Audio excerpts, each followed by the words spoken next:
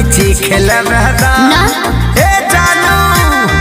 गलिया पर हैप्पी होली लिख ले रहता पाना पर लिखल गाल पे ना लिखल जाला। हाँ हाँ फगुआ हम उठला भी तनी खेला रहता गलिया पर हैप्पी होली लिख ले बेदा नहीं मिली बीबी हो जाई लो पुआ खो चुम्मा मिली ना रे जो पुआ खो चुम्मा मिली ना रे जो और कुछ ना दे ना रे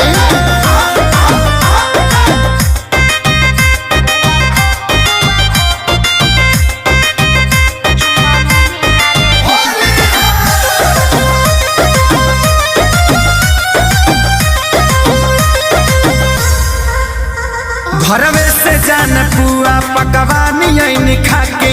भांग वाला दूध पूरा पियने दबा गया तो ऐसन बौराइल बड़ा नशा में पौधे बघाई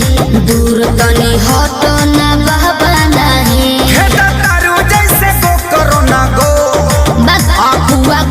पुआ खो चुम्मा मिली ना रे जो पुआ खो चुम्मा मिली ना रे जो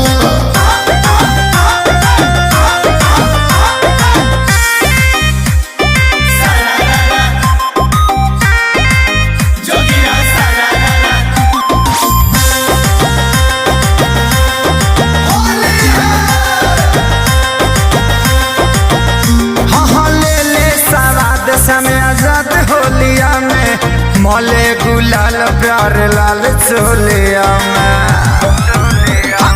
ओ लोग के लभर बड़ी फिरी तोहरा चलते